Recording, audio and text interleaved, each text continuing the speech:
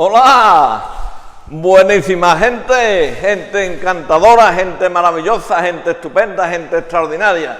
De luego hay que ver la suerte que tenemos, ya lo dije ayer y lo digo en todos los vídeos, que es que alegría de vivir en este trozo del cielo, en este paraíso que es Écija, enclavado en todo el centro, en todo el corazón de Andalucía, norte, sudeste, oeste.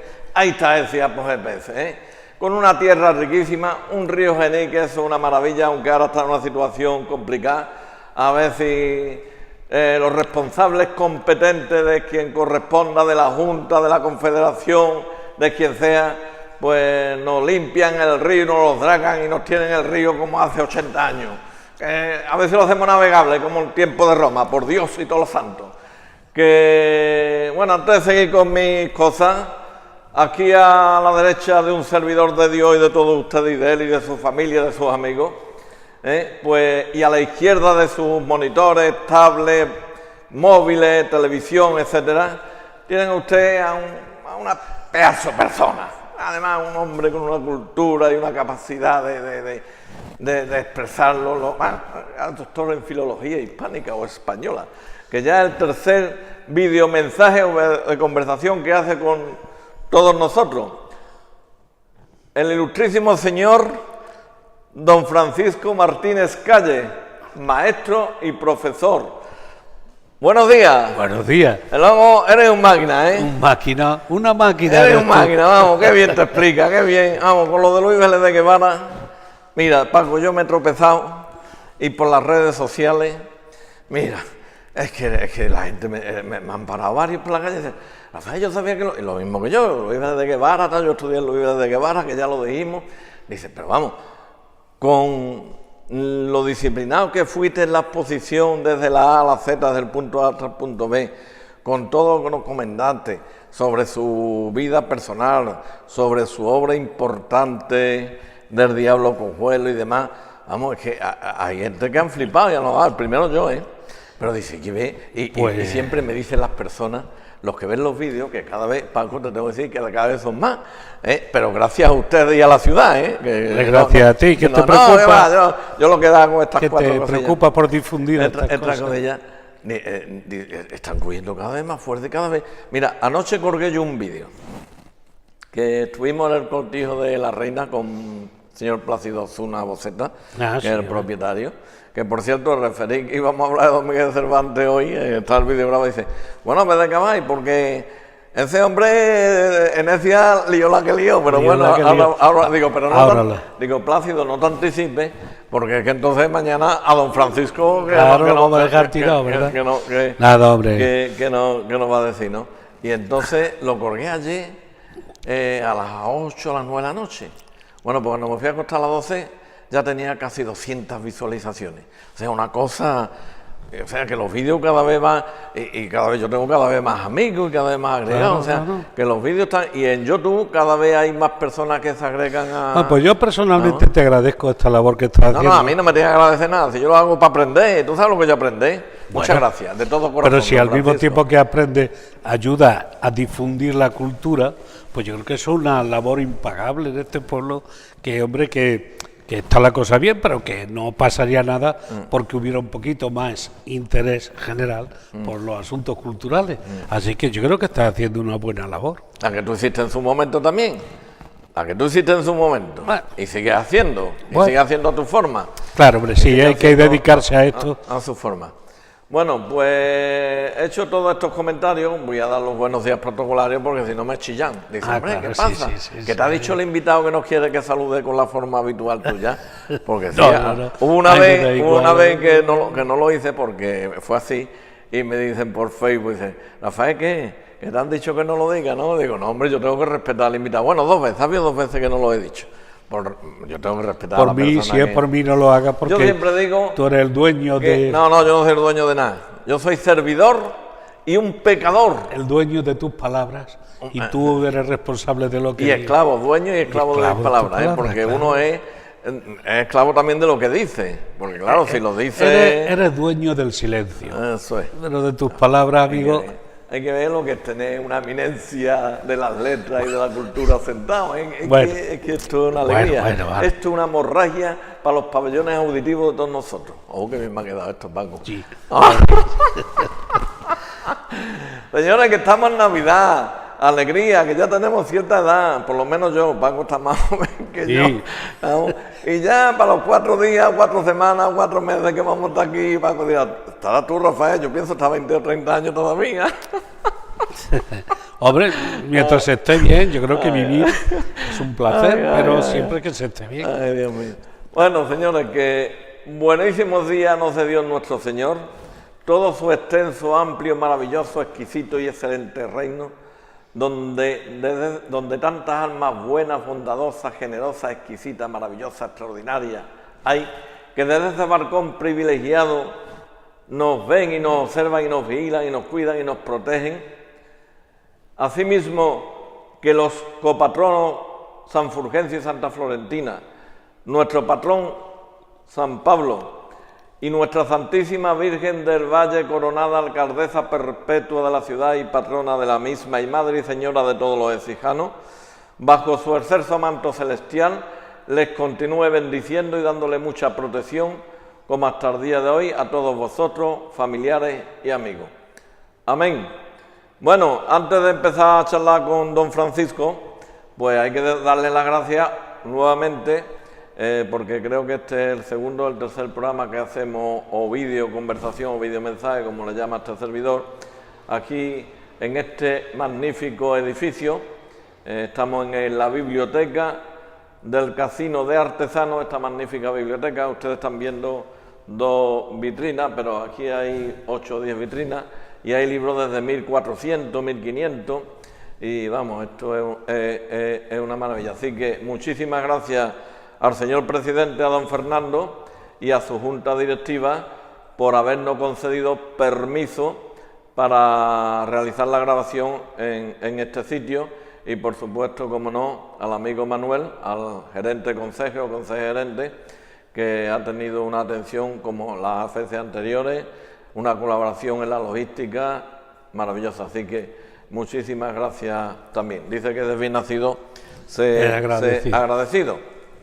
Y claro, también las gracias al amigo don Francisco es que le quitamos tiempo, es que él está ocupado con sus cosas, sus escrituras, sus deportes, sus salidas, sus entradas, y claro, y yo lo llamo tal y cual, y en fin, pero nunca tiene, es un hombre que le agrada charlar y conversar con nosotros. Tengo 3 hijos, 4 nietos y pico, un perro. Eso. ¿No? Mi agenda está apretadísima. Ya. Sí, y una vitalidad que tiene, Paco. A mí me da una alegría cuando veo a personas así jóvenes como tú, con esa vitalidad. Sí. Ya. Pues soy Por eso yo me junto con ustedes. Será seguramente 10 años mayor que tú. No te llevo 10 años. Yo nací el 4 de agosto, no, porque lo he dicho ya, de 1953. 4 años te llevo. 4 años, fíjate tú. Y parezco yo que tengo 10 más que tú. Que no, hombre. Tú si te dejarás crecer el pelo un poquillo. Sí, no voy a ir a Turquía a hacerme un implante ahora, que ahora me he enterado yo que se van a Turquía la gente, que va allí muy barato eso. Sí, vamos, y me voy a quitar yo 20 años. Lo que importa es la edad por dentro, Paco. La verdad es que sí. Mientras uno tenga por dentro, biológicamente estarán unos pachuchos, estropeados, más mal hecho que un gazpacho en un cubo, como este servidor. Pero lo importante es el espíritu. La actitud vital, ¿verdad? La actitud vital, muy bien dicho. Exactamente, muy bien. Es la puntilla siempre, eso. No, hombre, que así es como llaman los que saben de esto. Bueno, pues he hecho este pequeño y agradable y simpático y divertido preámbulo, porque claro, que si no, todas las personas que nos ven en sus casas después, pues si entramos muy serios, tampoco se trata de eso. No. Aunque el tema que vamos a hablar es serio. Hoy estarán viendo ustedes ahí perfectamente que eso es un busto de don Miguel de Cervantes Saavedra, y su libro aquí, que nos ha puesto aquí el amigo Manuel, el conseje, Don Quijote de la Mancha, volumen 1 y volumen 2, que será, a lo mejor tienen 200 años los libros estos, o 300, vaya usted a saber, no he visto la fecha, pero seguro que tiene 200 o 300 años. Entonces, igual que la otra vez, cuando ustedes vieron al finalizar el vídeo con el amigo Francisco, o Paco, dijimos que Miguel de Cervantes tal, claro, que había estado por aquí por Écija y demás, y dijimos, bueno, pues vamos a hacer otro vídeo de conversación para explicar en profundidad y para que me entere yo y nos enteremos la mayoría, aunque lógicamente hay un sector de la población que va a ver los vídeos tanto aquí en Écija como fuera de Écija, que lógicamente pues están muy duchos en la materia y conocen la obra de don Miguel de Cervantes, tanto personal, pero claro, hay una mayoría y en esa mayoría me incluyo yo, que sé lo del Quijote y que era que antes, creo que la primera novela que escribió, obra que editó fue La Galatea, creo que fue así, pero bueno, fue dramaturgo, poeta, fue soldado, fue contable, fue recaudador de impuestos, que es la época que yo tengo entendido que estuvo por aquí, en fin. Entonces, amigo Paco. Bueno, pues nada. Explíquenos usted, por favor. Empiece, a mí me ha agradado, yo no sé tú el esquema que tendrás hecho, tú eres el que manda aquí, yo te escucho, pero si no te importa... Sí. ¿Quién era la vida personal? O sea, ¿quién era don Miguel? Si eran muchos hermanos, eran menos hermanos, si estuvo casado 3 veces, 2 veces, 1 vez. Sé que estuvo por Argelia también por ahí, que le llamaban el Manco del Espanto. Y después ya entramos en su parte literaria. Pues como a ti te parezca, yo precisamente para evitar improvisaciones y para evitar que se me olviden las cosas, que eso es algo característico de la edad, he tomado aquí unas notillas simplemente para que nos sirvan de guión. Efectivamente, el desarrollo de esta conversación será como tú has dicho. Primero hablaremos de Cervantes en general y aviso ya que la biografía, aun siendo importante, no es lo más importante de un escritor respecto a su obra, es la obra la que realmente, quiero decir, que estuviera en Argel, que estuviera en Orán o que visitara Roma 3 veces, eso tampoco condiciona tanto la actitud de una persona para que eso quede de una manera, salvo excepciones que siempre la habrá, quede reflejado en su obra. Así que hablaremos un poco de Cervantes, después nos centraremos en lo que es verdaderamente más valioso de Cervantes, que es el ingenioso hidalgo Don Quijote de la Mancha, que ahora veremos cómo es un libro polifacético y con multitud de significados y multitud de interpretaciones. Y luego después, como me insististe el otro día cuando tuvimos nuestra conversación para hablar de este videoconferencia o como lo has llamado, videomensaje. O videomensaje, pues efectivamente he tomado unas notitas de los 6 años que anduvo por estas tierras, que creo que es interesante, dado que estamos en Écija, pues que la gente sepa que pasó entre don Miguel y esta bendita tierra écijana, como tú la dices. Pues don Miguel de Cervantes Saavedra nació en Alcalá de Henares el día 29 de septiembre de 1547. Esto, que parece algo ya absolutamente aceptado y confirmado, no le era tanto hace unos años. Yo recuerdo en mi época de estudiante, que hace ya 50 años, pero vamos, que tampoco va a pasar siglos, donde se ponía en entredicho cuál era la verdadera patria chica de Miguel de Cervantes. Hoy ya se sabe porque se ha descubierto el acta de bautismo en la iglesia de Santa María Nuestra Señora de Alcalá de Henares y está fechada esa acta de bautismo el 9 de octubre de ese año de 1547. Parece que es una prueba incontestable que debió de nacer en Alcalá porque allí está bautizado, que se llama Miguel probablemente porque nació en torno a la festividad de San Miguel, que sabemos todos que a finales de septiembre, él nació el 29, en fin, y porque además allí estaban sus padres, Rodrigo y Catalina. Rodrigo era, lo digo ya, era una especie de barbero, sacamuelas, cirujano, iba todo englobado en el lote, no podía hacer cualquier servicio. La madre, pues era una mujer de su casa, muy brava, muy valiente, muy decidida, y parece que tenía origen noble, pero ya en los últimos escalafones de la nobleza, algún tipo de hidalguía. Bueno, pues desde muy joven se dedicó a viajar por España y estuvo en Córdoba, estuvo en Sevilla, estuvo en Madrid, estuvo en Valladolid. La explicación de esos viajes continuos no es porque, como alguien ha dicho, su familia fuera oriunda de Andalucía, de Córdoba. Es más, su abuelo fue juez aquí en Córdoba y cuando Cervantes estuvo en Écija, a partir de 1587, en alguna ocasión se acercó a Cabra a saludar a unos primos suyos, de manera que era oriundo de aquí, de esta tierra, de Andalucía. Pero si viajó por todos estos sitios, no fue en busca de su origen, sino simplemente porque al tener el padre el oficio que tenía, le obligaba a ir siempre junto a la corte, allí donde estuvieran los cortesanos, los poderosos. Allí iba Miguel de Cervantes, el padre de Cervantes, don Rodrigo de Cervantes, porque a todos ellos tenía que aplicarle algún tipo de cura, ¿no? Ya sería mayor, tendría 18, 20, no, vamos, con 6, 7 años no vendría por aquí, ¿no? Pues tú estás diciendo de joven viajaba con los padres para acá, viajaba, ¿no? Con los padres, con evidentemente, los padres, hombre, claro. Bueno, así que se sabe que estudia en Sevilla y estudia también en Madrid. Y se sabe que estudió en academias de prestigio, pero nunca estuvo en la universidad. No llegó a tener estudios universitarios, a pesar de su amplia gama de conocimientos, su dominio de los textos antiguos. Sí se dice, en cambio, que era tan amante de la lectura que cualquier papel que veía por el suelo lo recogía para después leerlo detenidamente. Claro, si llegó a ser con el tiempo un gran escritor es porque previamente tuvo que ser un gran lector. Nadie escribe bien si no lee mucho. Cierto. Eso es así. Muy bien. Tiene aproximadamente 22 años, 1569, cuando un buen día aparece en Italia. Allí está como se va a servir al cardenal Acquaviva, paje del cardenal Acquaviva. ¿Qué ha pasado? Pues no se sabe con exactitud, pero parece ser que un desafío, una muerte, una disputa le obligó a irse rápidamente, porque de haberse quedado aquí pues hubiera tenido problemas y graves con la justicia. Era muy quieto, ¿no? Mucho. Es un saltarín, un rabillo salamanquesa. Estuvo varias veces en la cárcel y tuvo varios conflictos precisamente por cuestión de desafíos y cosas de esas. Sí, Miguel de Cervantes simplemente era de su tiempo y eso era lo que había en su tiempo y él pues lo hizo también.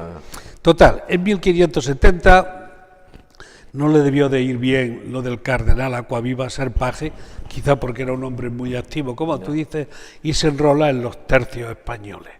Y en el 71 tiene que estar en la batalla de Lepanto, y es ya muy conocida la historia aquella. Ese día se siente enfermo, el capitán le dice que se quede sin hacer nada porque la fiebre lo tiene inutilizado, y él dice que no, que su honor, su dignidad, España, la tropa, en fin, que está antes que nada, y se pone a pelear pues como un soldado cualquiera, aun estando gravemente enfermo.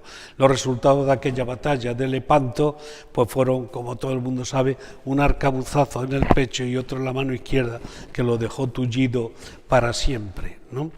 Cuando se escribe la segunda parte del Quijote, en el año 1615, le da la réplica a un tal Alonso Fernández de Avellaneda, que había escrito un año antes, en 1614, me estoy yendo un poco al final, quizá no procede, pero en fin, al hilo de la conversación. Pero ha dicho una cosa que me ha dejado descolocado. Sí, y entonces la segunda parte del Quijote, en la introducción a la segunda parte, es donde se lamenta de que el señor que escribió el Quijote apócrifo un año antes, un Quijote falso, dice, el viejo este manco, y él dice, lo de viejo, ¿de qué se me acusa a mí, hombre? Si yo no puedo detener el paso del tiempo. No era poca la ironía, ¿no?, y la profundidad de la manera tan original de decir las cosas y de echarle al otro en cara que no hay que ser tontos, porque es que el tiempo pasa para todo el mundo. Y en cuanto a lo de la herida aquí en el pecho, pues dice, bueno, manifiesta que es su mayor orgullo, y dice exactamente estas palabras que la Éter dice, porque perdí la mano izquierda, o quedé tullido de la mano izquierda en la más alta ocasión que vieron los tiempos pasados. Los presentes ni esperan ver los venideros. O sea que allí dejó claro el orgullo y la satisfacción que tenía haberse quedado mutilado, pero en defensa del honor de España. Bueno, así era Cervantes. Perdona, Paco, ¿qué has Dime, dicho? dime, Ahora dime. sigue. Es que has dicho Tú lo una que tú cosa que me quieras. has dejado descolocado. Tú eres el... Que el Quijote tenía... Es que me has dejado descolocado y pienso que a muchas personas que no conocen la obra de Don Miguel tan perfectamente como tú y ellos, que tiene dos partes. Ahí verás Sí, dos yo tengo libros. 2 libros, pero claro, yo el que tengo en casa uno, el que yo veo siempre es uno. Seguro que no son el mismo libro.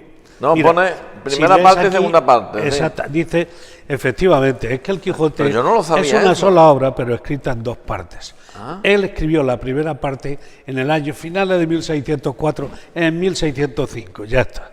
Y pasaron un montón de Pero años. no la finalizó. No, dejó Y la, abierta. y la editó. Claro que sí. Y sin finalizar, o sea, Sin como las finalizar. series de ahora que vemos Efectivamente, actualmente. efectivamente. O sea, y que lo hizo a propósito, Sí, ¿no? sí, Porque sí, digo, lo voy a dejar en suspensivo porque tengo pensado hacer una segunda Has parte. dicho antes, has hablado antes de la Galatea. Tú perdona que haga unas preguntas absurdas y tontas, pero No son bueno. absurdas y además sí, hombre, le damos un poco de participación a esta charla. Es que si no, yo solo pues Nada. parece que soy aquí. Que verás que me has dicho antes que escribí una novela, La Galatea, en el año 1580. Por tanto, fíjate, de 1580 a 1605, pues yo creo que hay 20 y tantos años. Y siempre prometió escribir la segunda parte de la Galatea, pero nunca lo hizo, murió sin que hubiera segunda parte. No ocurrió así con el Quijote, que seguramente no lo hubiera escrito, porque no olvidemos que la gran obsesión de Cervantes era el teatro. Cervantes es coetáneo de Lope. Lope se enriqueció con el teatro, se hizo famoso, era internacional y todo, y bueno, y por supuesto que tuvo muy buenos ingresos escribiendo obras de teatro. Cervantes creía que él podría hacer lo mismo, entonces siempre estuvo toda su vida obsesionado por escribir teatro, pero no era su palo, ahí no triunfó. Triunfó precisamente en algo que durante muchos años dejó ahí de lado, que fue la novela.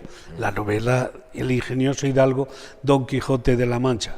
Pero como en 1614 apareció la segunda parte falsa, el Quijote apócrifo, el Quijote de un tal Alonso Fernández de Avellaneda, que probablemente era un amigo de Lope, que utilizó esa amistad para zaherir a nuestro amigo Cervantes. Entonces fue cuando Cervantes se llenó de orgullo y dijo, maldita sea, que me van a quitar a mí la segunda parte, que es un invento mío, y gracias a que este se adelantó, el Alonso Fernández de Avellaneda, con un Quijote falso, fue por lo que él escribió un año después, en 1615, la segunda parte del Quijote. O sea que si no sale la Avellaneda, probablemente tampoco hubiéramos conocido la segunda parte del Quijote, la segunda parte del Quijote. Luego el Quijote siempre puede aparecer tranquilamente en 2 libros, porque son 2 partes. Pues yo la primera vez que lo he visto es aquí, pero que me creí que era por motivo de encuadernación, pero lo que me ha dejado descolocado, como te he dicho, es que efectivamente transcurrieron pues más o menos 8 o 10 años entre la primera parte y la segunda. Yo no lo sabía y mira, Justo 10 años. primicia. Muy bien, estupendo. Bueno, pues total, que Le pegaron el tiro. le pegan así el lepanto. Y por cierto, voy a aprovechar para este hombre, cuando terminó Lepanto, herido y además en las circunstancias que tuvo que luchar, recibió, por decirlo así, las más altas condecoraciones de parte de sus superiores, los militares. Todos esos documentos se solían meter en una lata y cuando terminaba la guerra y volvían aquí a España, los soldados ya jubilados en el sentido no por edad, sino porque ya habían cumplido con su servicio, ¿no? Licenciados, pudiéramos decir, pues llegaban aquí a los señores de importancia y le ofrecían sus servicios. Y esa oferta de servicio iba avalada por la lata que contenía todos los documentos donde constaban las felicitaciones y las condecoraciones que habían tenido en tiempos de guerra.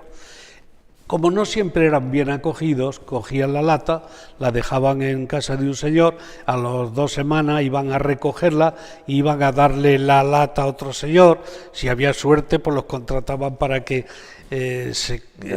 trabajara en la casa, de lo contrario cogían la lata y se la daban a otro señor, y había veces que se ponían muy pesados, muy impertinentes. Ese es el origen de dar la lata.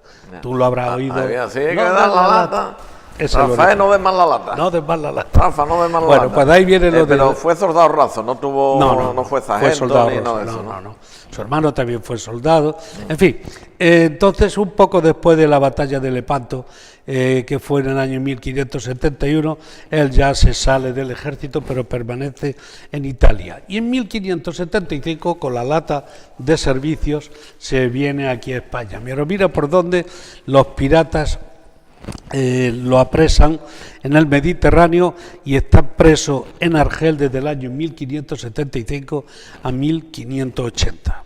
5 años. En el tiempo que estuvo en Italia, hay que decir también que tuvo un hijo con una mujer, evidentemente, quiero decir que no con su esposa, sino con una mujer. Él estaba casado. Él todavía no estaba casado, pero tampoco estaba casado en Italia, pero tuvo una relación, como se dice ahora, sentimental, y tuvo un hijo al que llamó curiosamente Promontorio. Qué nombre, ¿verdad? ¿Promontorio? Promontorio. Llama la atención. Eso suena a tema de tierra, el promontorio, ¿no? Sí, un cerro, un promontorio. Bueno, pues en el año 1580, gracias a la orden mercedaria, los de la Merced que se dedicaban a eso, viene aquí a España. Y entonces, en el año 1581, fíjate, no le dieron mejor premio que convertirlo en una especie de embajador, otros con peor intención hablan de espía, en Orán.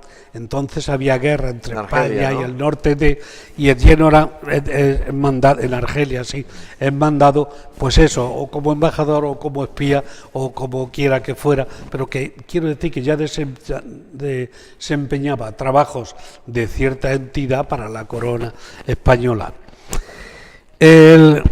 En el 1583 le nace ahora no un hijo, sino una hija.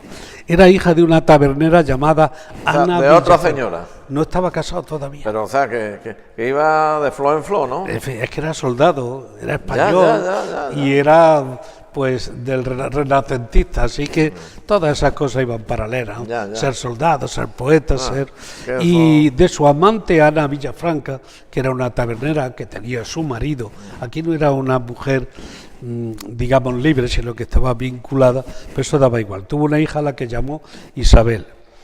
Y en 1584, cuando ya ha tenido 2 hijos, cuando ya ha regresado de Argelia y cuando ya ha tenido las relaciones estas, es cuando se casa con Catalina Salazar, que era natural de Esquivias, un pueblecito de Toledo.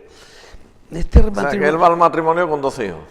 Y no lo sabría. Pues, claro, en aquella fecha no había las comunicaciones que hay hoy. Sí lo sabía, porque a su hija Isabel, la que había tenido con esta tal Ana Villafranca, se la tuvo que llevar él, porque es decir, que iba siempre con él, sí que era conocida.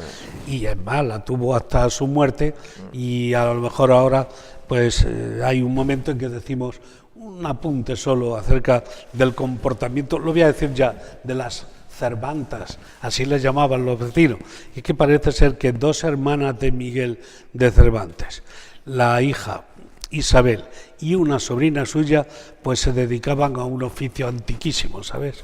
Y aunque lo hacían muy discretamente y con gente que era acaudalada, pero la verdad es que todo el mundo sabía que parece ser que se dedicaban a cosas poco recomendables. De lujo alto standing, ¿no? Algo así. De catálogo, como se dice hoy, de catálogo. En Rafael, estás muy puesto tú en eso. No, yo que lo escucho. Igual que yo, claro. No, yo sé que ni tú ni yo practicamos, porque no somos capaces. Eso hay que valer. En 1585, que lo decíamos antes, escribe La Galatea. La Galatea es una novela pastoril, donde los pastores, las pastoras, las ovejitas, el campo, todo muy bucólico, muy dulce, muy amable, pero en fin, era un tipo de novela que se puso de moda entonces, igual que las novelas de caballería, de las que ahora hablaremos. Y él escribió La Galatea, no le salió muy bien. Cuando pusieron aquí nuestros amigos los de la Galatea, Eso es. la librería, una vez le dije yo a Lola o a María, no recuerdo a cuál, ¿cómo se os ocurrió ponerle el nombre de Galatea? Cuando vosotros sabéis que la Galatea, primero es la primera parte nada más, y segundo, de calidad, parece ser que no es lo mejor que escribió. Dice, por una razón muy sencilla, porque fue la primera, igual que nuestra librería, que es la primera.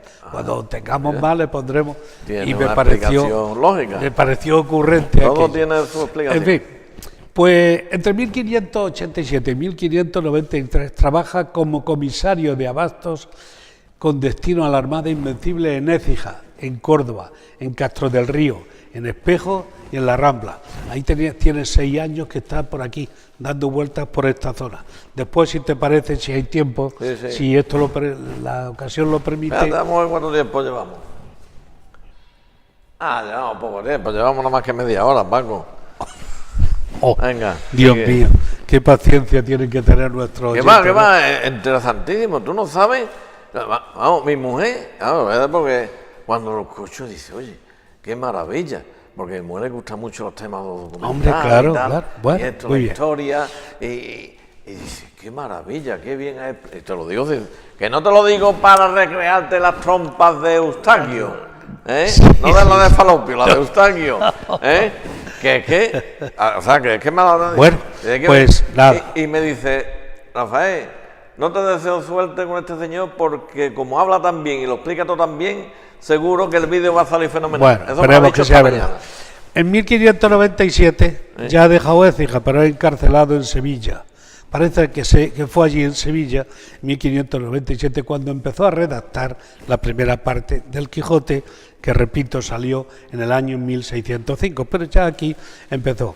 Bueno, después, entre 1599 y 1604, está dando vueltas por España, por España, donde estaba la mujer, va a Toledo, viene a Sevilla, en Madrid, por supuesto, y sabemos que en 1604 al final se viene a Madrid porque tiene intención de editar en el año 1605 la primera parte del Quijote, como así ocurrió. Pero fíjate, cuando se viene de Valladolid 1604 ya se viene con el Quijote escrito, porque fue llegar a Madrid y presentarlo. O sea, él empieza a escribir, Paco, por lo que tú estás diciendo, ya avanzado en edad.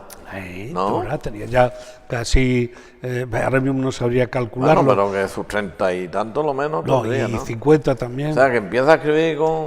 Bueno, 50 tenía a principios del siglo, tenía 50 y tantos años cuando escribió empieza... la primera parte. En 1500, bueno, él como poeta había escrito antes, y obras de teatro había escrito antes. Pero vamos, lo que ha pasado a la historia, que es el Quijote, esta Galatea, las novelas ejemplares, esto lo escribió a última hora. Claro, lo escribió en los últimos 10, 15 años de su vida, ¿no? Él siempre escribió cosas de poesía. Es más, tiene por ahí unos versillos que dicen: yo que me afano y me desvelo por tener, me afano y me desvelo por parecer de poeta, gracia que no quiso darme el cielo. Es decir, que su afición siempre era ser poeta, antes que novelista, poeta lírico, poesía. Pero la verdad es que no era malo, pero vamos, tampoco era... Lope no era, desde luego. Allí, en la poesía, no hubiera llamado la atención como lo hizo en la novela. En fin, ya vamos un poquito más deprisa. En 1605 publica la primera parte del Quijote, en 1613 edita las novelas ejemplares, novelas ejemplares porque eran muy cortitas, no de las dimensiones del Quijote, y porque todas ellas, según dice el autor, tenían algún mensaje moral para los lectores. Ejemplares son novelas para que la gente haga cosas buenas, novelas que van a dar ejemplo a los lectores. En 1614 le aparece este de Avellaneda, el Fernández de Avellaneda, con el Quijote falso, apócrifo, se enfada y decide escribir la segunda parte del Quijote, que publica en 1615. Aparte de, como siempre, unas comedias y unos entremeses, porque el teatro nunca lo dejó, porque era donde él creía que podía ganar dinero. Luego la fama, y dinero no tuvo nunca, eso no lo consiguió, pero la fama le vino, fíjate, a través de la novela. Y el 16 y el 23 de abril del año 1616, en la misma fecha que William Shakespeare, el dramaturgo inglés. Efectivamente, cosa curiosa, las casualidades de la vida, ¿verdad? He dicho en la misma fecha, pero no he dicho en el mismo día. En la misma fecha murieron los dos. Sí, es decir, que los dos murieron el 23 de abril, pero no en el mismo día, porque los ingleses se regían por el calendario, no me acuerdo cuál, y nosotros... Gregoriano, no. Gregoriano puede ser, y nosotros por el juliano, o viceversa, algo así. Quiere decir que era la misma fecha, pero con una semana de diferencia, porque se regían por calendarios diferentes. Ese es don Miguel de Cervantes, según un retrato que hizo Juan de Jáuregui, se supone que él. Sí, mira cómo ya mayorcito, ¿eh? Mira en las novelas ejemplares, que fueron escritas con la segunda parte, él dice, yo ya soy viejo y quiero que la gente sepa cómo soy. Y mira cómo se define, es que de verdad, en fin. Tú eres un enamorado de su obra y de su vida, ¿eh? Cervantino total, claro que sí. Sí.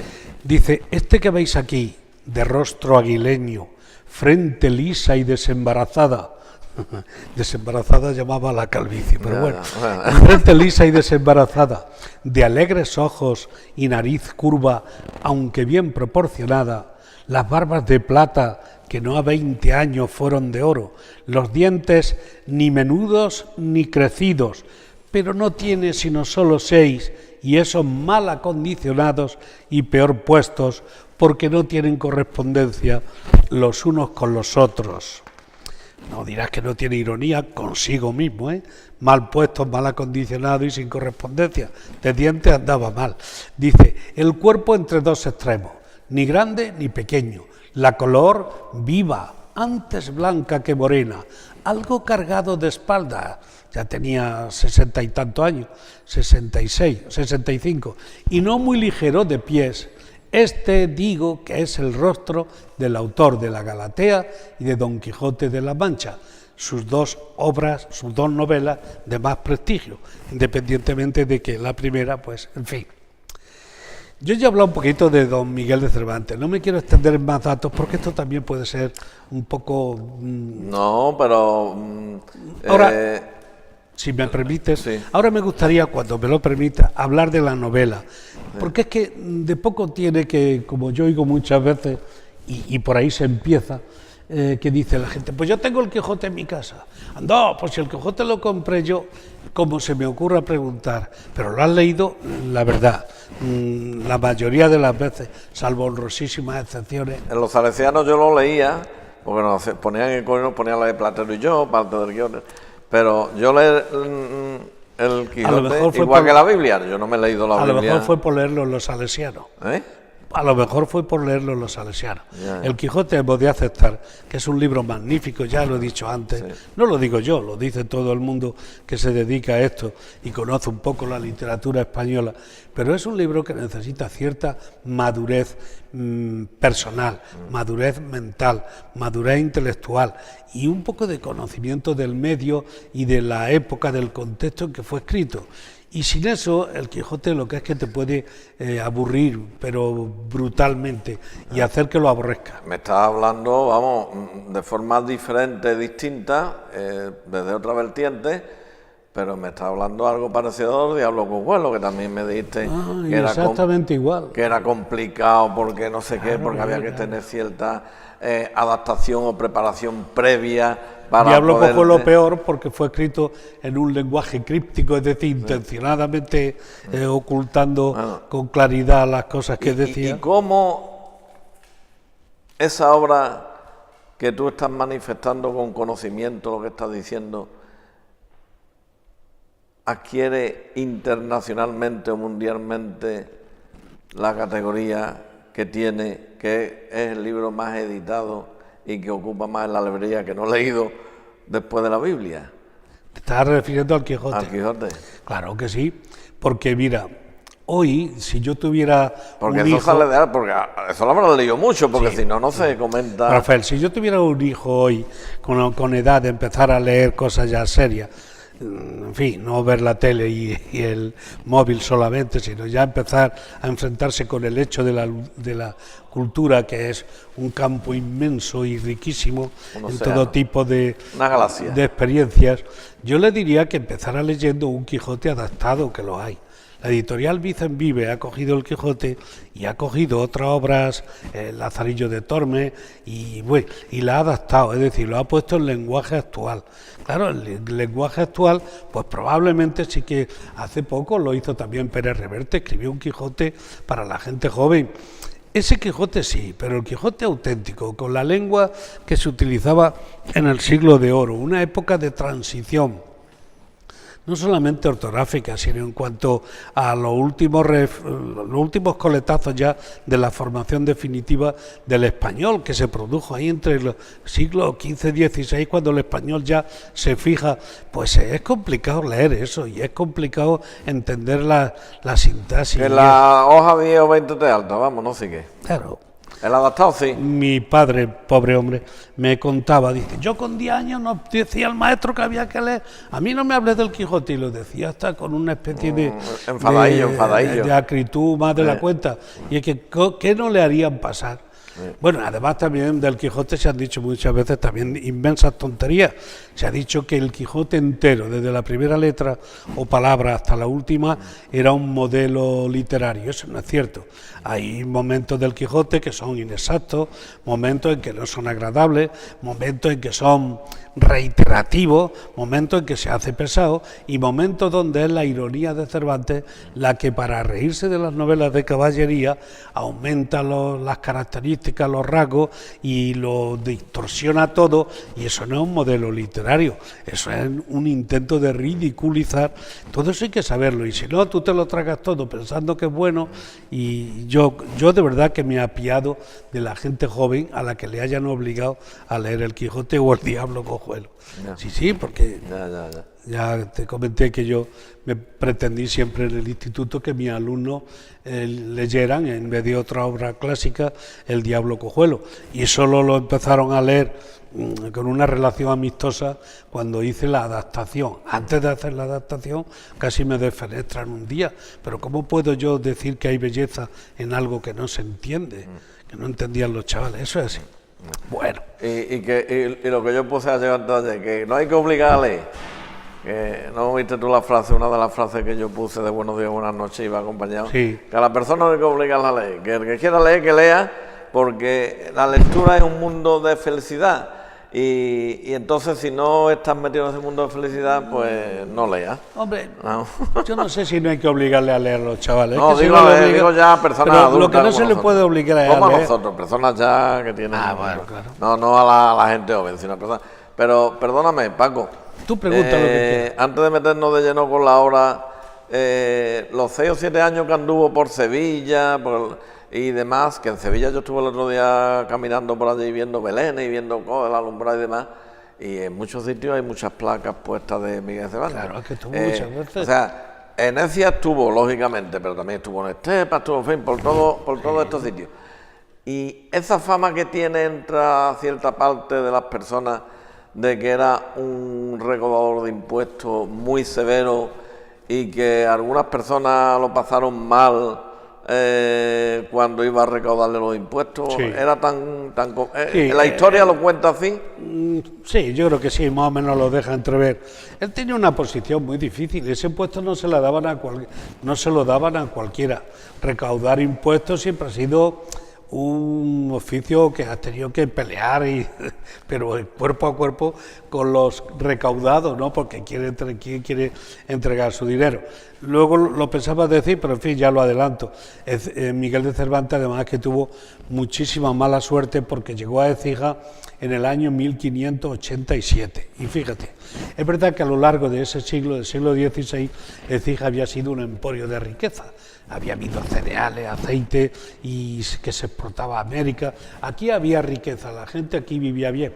Pero en 1582, por la razón que fuera, hubo una epidemia, Y amigo, eso lo que dejó es diezmar a la población joven y mayor y toda la que tenía que trabajar. Pero por si fuera poco, a raíz de 1582 hasta el 87 hubo 3 veces, hubo una sequía que duró, digamos una sequía que se prolongó muchísimos años, y eso esquilmó la riqueza de este pueblo, es decir, que lo dejó pobre. Pues cuando estaba absolutamente empobrecido, consecuencia de la epidemia y de la sequía, llega Cervantes. No olvida además otro detalle, y es que dice, era riguroso, es que los señores estos que recaudaban víveres para la corona, pues tenían que pagar esos víveres de su dinero, y ellos no cobraban hasta que no recaudaban y lo enviaban a los almacenes, y allí la corona les pagaba.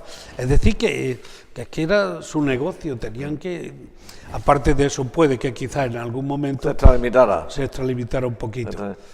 Cosa que don Miguel de Cervantes no era así, ni muchísimo menos. Lo que sí era responsable, como cuando fue soldado, y él entendió a lo mejor que... Y algo debió de ocurrir porque no hizo solo una saca. Si hubiera sido tan riguroso, probablemente, saca quiero decir recogida de víveres, sino que hizo hasta 4, pues, y en varios años, lo que quiere decir que no sería tanto, sino a lo mejor eran las circunstancias de Écija las que le hacían parecer, porque... Pues ya digo, cuando la corona y sus superiores le encomiendan hasta 4 sacas, que así se llamaba, a la recogida de alimentos, pues no debió de ser, no debió de estar tan descaminado, tan falto de razón. Ten en cuenta también que es que un poco de mala suerte, ¿no? Al llegar aquí a Écija, con los primeros que se mete con la iglesia, ¡pum!, excomulgado. Torpe fue. Hombre, claro. Hombre. Hombre, tú imagínate el prestigio que tiene y mucho más que tenía la iglesia, y ahora que ponga tablillas, que así lo dicen los documentos, es decir, papeles por la iglesia diciendo fulano es comulgado, eso suscitaba el odio de muchísima gente. Parte de la sociedad, claro. Solo por el hecho de estar excomulgado, ¿no? Y no fue la primera vez, los comulgaron varias veces. ¿Y hay datos fehacientes de si las estancias necias fueron prolongadas? Sí. ¿Y en qué calle más o menos estuvo? Según Marina Martín Ojeda, que es seguramente la persona como archivera que es, que más documentos ha manejado, no solo sobre Cervantes, sino sobre Vélez de Guevara también, pues asegura Marina, si yo no estoy confundido, creo que no, que anduvo por aquí, anduvo por aquí 6 años seguidos. No es que estuviera todos los días en Écija, a lo mejor se tenía que desplazar, como has dicho antes, a Castro del Río, o a Estepa, o a Utrera. Pero la central, la central.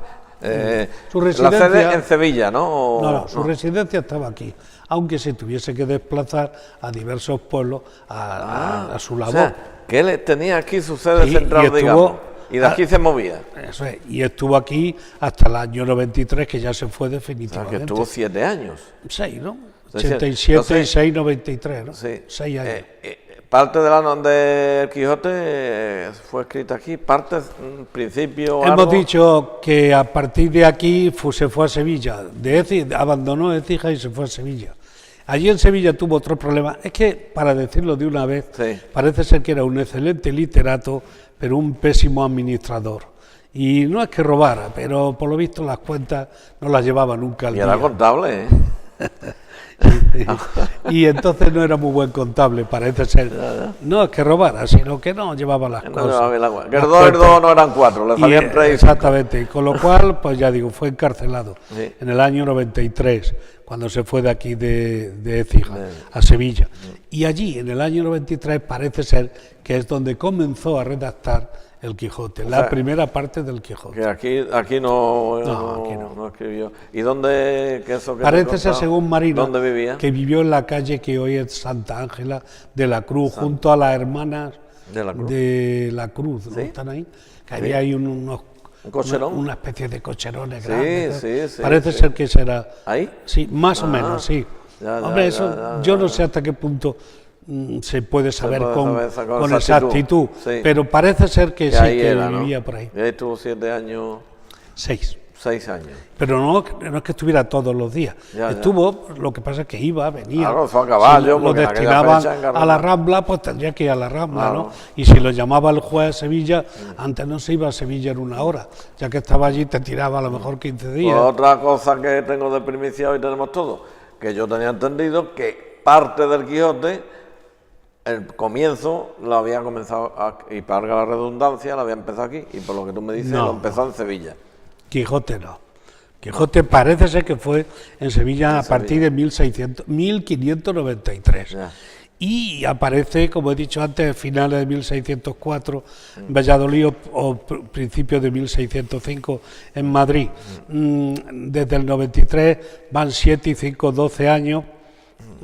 Yo qué sé, es muy probable que tomase apunte, ¿eh? Sí. Porque esos caminatas que se daba por aquí, por Écija y sus alrededores, yendo a los pueblos a recaudar trigo, cebada, aceite, pues yo creo que tomaría nota y luego después lo traspasaría al Quijote, donde tú sabes que también se habla continuamente de grandes caminatas por el campo, etcétera. Eso no me extraña, pero no hay constancia, al menos yo no tengo conocimiento de que el Quijote lo empezara a escribir aquí en Bueno, Écija. pues vamos a empezar a hablar de ese Bueno, pedazo pues igual obra que antes- universal, de sus personajes, de lo que quiere decir, lo que quiere transmitir, bajo tu óptica y tu experiencia. Sí, yo creo que lo primero que hay que fijarse en un libro, cuando se va a leer un libro, es si se puede, con qué finalidad se ha escrito, porque la finalidad con la que se escriba condiciona a otra serie de elementos literarios que ahora nos vamos a explicar. Así que, ¿por qué no pensamos con qué fin se escribió el ingenioso hidalgo Don Quijote de la Mancha? Pues parece ser que los primeros 6 capítulos iban a constituir una novelilla parecida a las novelas ejemplares, una novelita corta. Pero cuando terminó este hombre los primeros capítulos se dio cuenta de que el Quijote tenía entidad, ya había creado una serie de personajes y decidió ampliarlo hasta llegar a 52 capítulos que tiene la primera parte y 74 que tiene la segunda. Pero empecemos por el principio. Resulta que al igual que apareció la novela pastoril, pues apareció también la novela de caballerías. Y es que era una novela rara, porque resulta que los personajes podían ir por el mundo, dominaban todos los elementos, eran unos amores románticos, pero hasta tal punto eran extremadamente exagerados, podían dedicarse a hacer el bien, no tenían necesidad de alimentarse. No era ni más ni menos que, digamos, la trama de una novela de caballerías.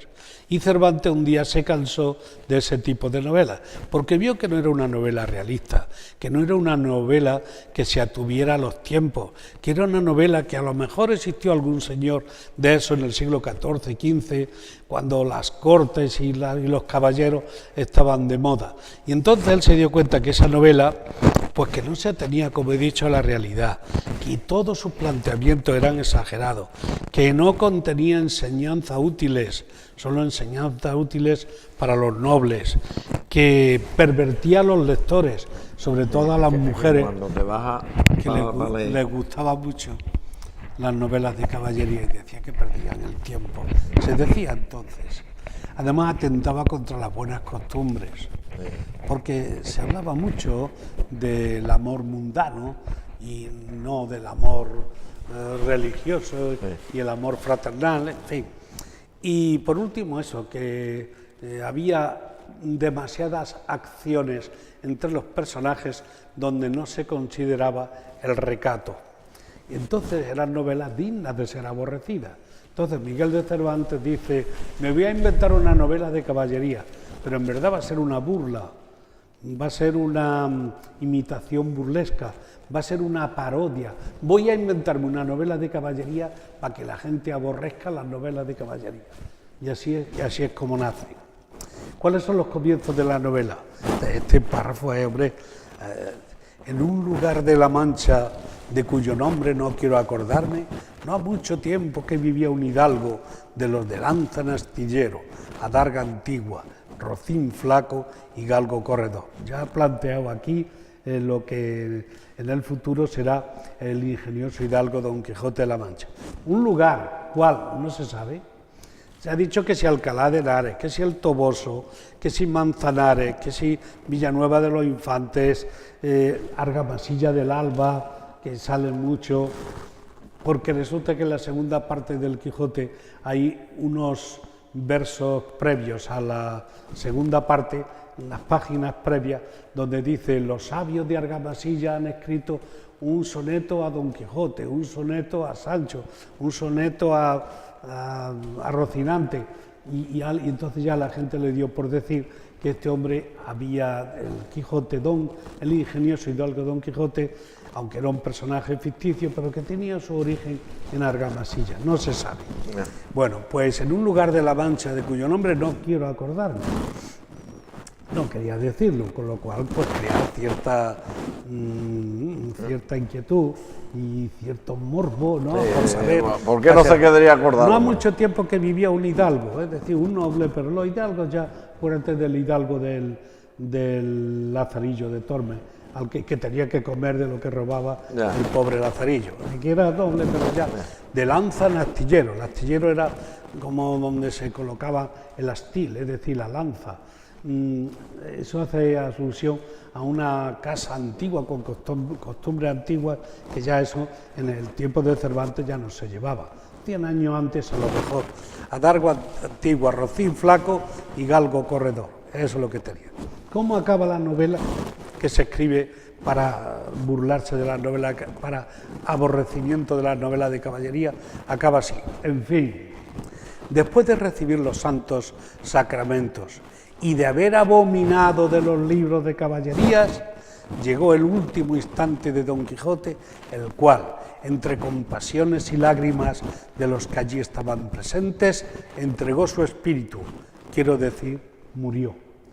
Dice, una vez que hubo abominado de los libros de caballerías, ¿ves?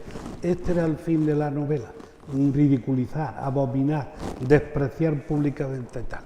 ¿Cuál es el argumento? Porque mucho habla del Quijote, pero en verdad el Quijote no se podía decir ¿qué digo yo?, en 3 renglones lo que era el Quijote. Esta es mi propuesta.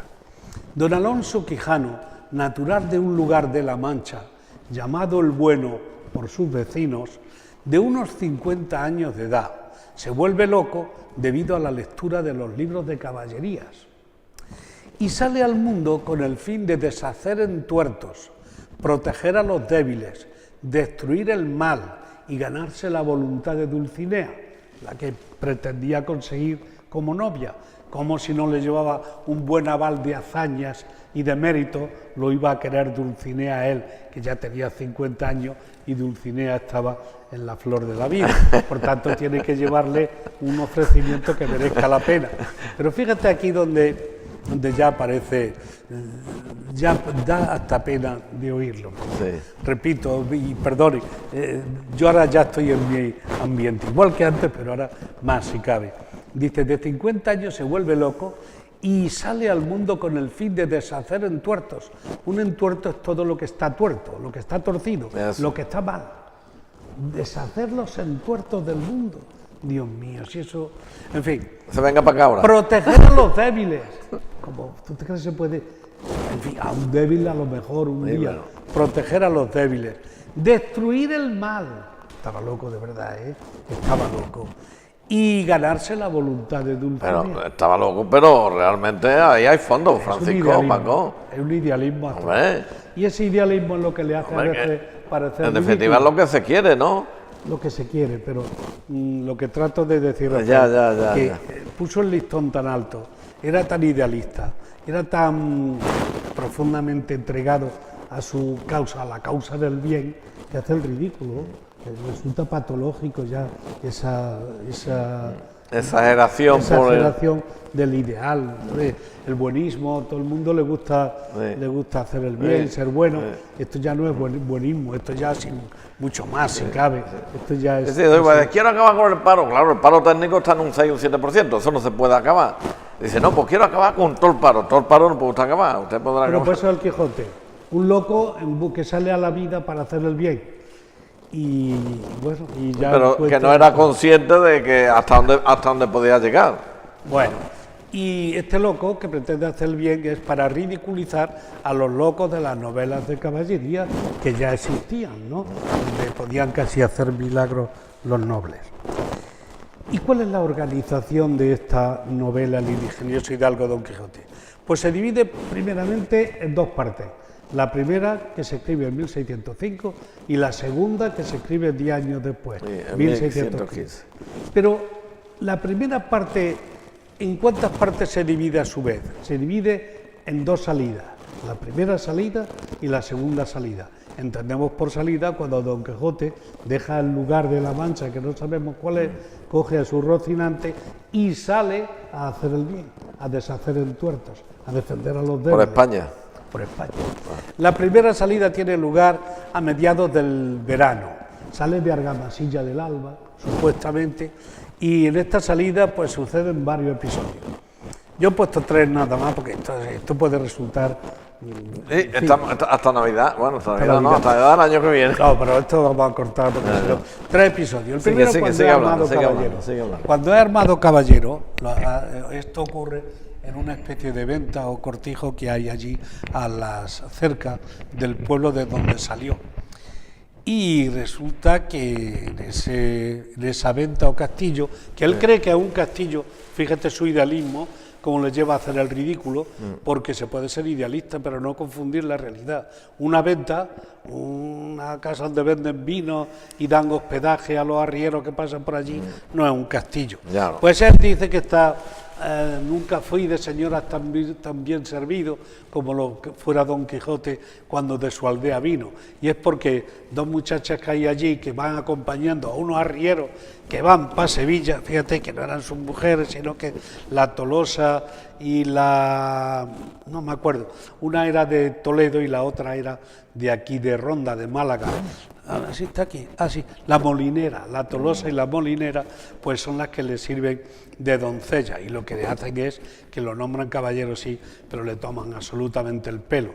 Además, el que cuidaba el castillo, el castellano, que aquí no quiere decir que fuera de Castilla, sino que a los que cuidaban los castillos llamaban castellanos, no era bueno. Era un castellano de Sanlúcar de Barrameda y dice que ésta se había criado en los peores sitios de España, en el Perchel de Málaga, la Plaza del Potro de Córdoba, en el campo de la Feria de Sevilla, en fin, en los peores sitios donde había gente peor, más delincuente, allí se había criado el castellano, es decir, el dueño del castillo. Bueno, después está el segundo episodio, es cuando libera a Andrés, al pastorcillo Andrés del rico Juan Aldudo. Este es que te pone también, mira el bien cómo lo hacía. Por eso te digo que es curioso, Quijote hay que leerlo porque es que de verdad tiene algo que te traspasa tu sensibilidad. Don Quijote sale ya armado caballero y lo primero que ve es que un señor rico le está pegando una paliza de muerte a un pastorcillo. Don Quijote, alto ahí, ¿qué haces pegándole al niño? Es que me ha robado una oveja. Le dice el niño, he robado una oveja, pero porque me debe no sé cuántos meses que no me paga y porque mi familia muere de hambre. Don Quijote, no le vuelvas a pegar más. Además, tienes que abonarle todo lo que le debe y que sea la última vez. Y si quieres que no te atraviese con mi lanza, tienes que ir a Dulcinea del Toboso. No olvides que él quería ganarse los favores como novia de Dulcinea, presentándole actos heroicos, diciéndole que yo he salvado a este niño de la muerte. Juan Aldudo, que es un tío que carece de sensibilidad y que ve que está loco al instante, ¿de acuerdo? No se preocupe, vaya, siga usted su camino, que yo enseguida le voy a pagar a este niño. Y lo que hace es que le pegó una paliza y dice que lo dejó desangrándose atado a una encina. Entonces, la verdad es que, ¿recuerdas para lo que salía? Deshacer entuertos, hacer el bien, acabar con el mal, ayudar a los débiles. Fíjate cómo ayuda a los débiles. Y aumentando sus desgracias. Bueno, y ya está, ya no sigo más. Después es apaleado por unos mercaderes. Claro, es que se presenta y ve que vienen todos con unas buenas, unas recuas de animales. Alto ahí, vosotros que sois muchos y parecéis que sois gente que andáis, llegaron allí al Toboso y le decía a Dulcinea que yo he dicho que vayáis porque yo soy un caballero. Y estos dicen, pero este tonto que se ha creído, que vamos de viaje de negocio, le pega una paliza que un tal Pedro Alonso, que era precisamente del pueblo de Don Quijote, seguramente de Argamasilla, lo recoge y lo recuesta sobre el caballo y así lo lleva al pueblo. Fíjate la primera salida, ¿da pena o no da pena? Sí que da pena.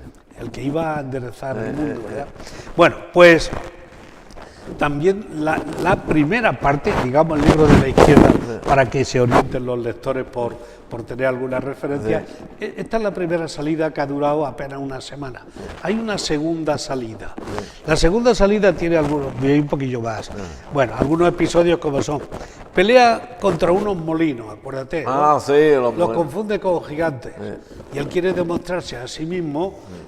Ahora sale con Sancho porque la eso debe decir, salida, Sancho cuando aparece. en la segunda. Sí. Ahí, vale. Bueno, Sancho no va por arreglar el mundo, ayudar a los débiles, deshacer entuertos. Sancho va porque le ha prometido que le pagará muy bien. Pero Sancho era como su conciencia, digamos, ¿no? Era el que, Hombre, bajo mi punto de vista, era el que trataba de rectificar, decirle... Un poco de sensatez. Eso. Sancho sería avaricioso, pero no era tonto y le dice, señor, que pero como este había perdido la cabeza y él quiere demostrarle al mundo entero y a Sancho que él no le teme a los gigantes por grandes que sean, que él se juega la vida en cualquier momento y entonces pelea con los gigantes. Pero claro, una cosa es querer hacer el bien, otra cosa es ser tonto.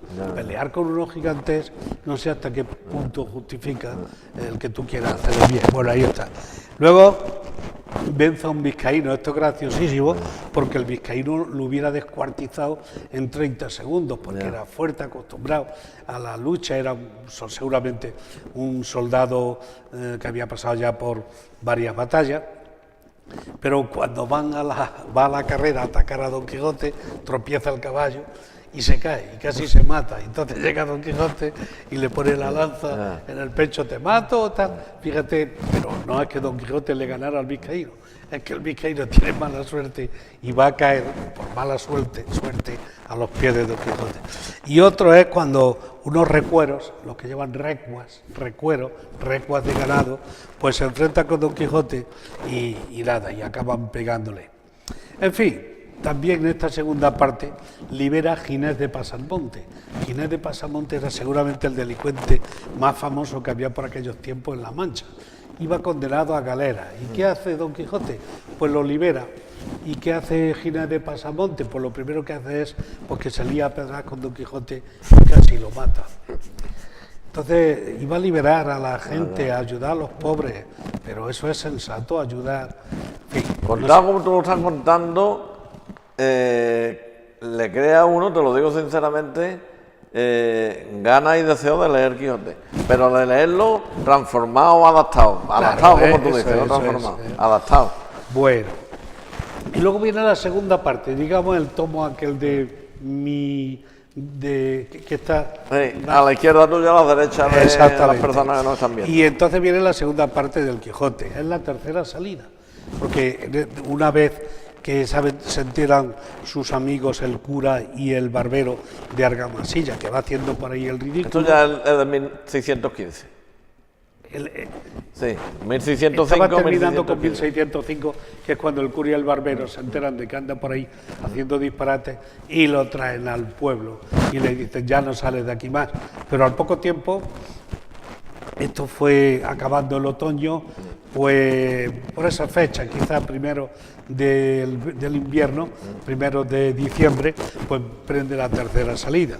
Y la tercera salida, pues le sucede otras tres cositas: la burla de los duques de Zaragoza, donde se pone de manifiesto la mala intención que hay y el mal pensar y actuar de mucha gente, y los tratan, se ríen de ellos abiertamente. Los duques de Zaragoza los albergan en su palacio, pero lo que hace es que los toman como bufones para hacerlos reír.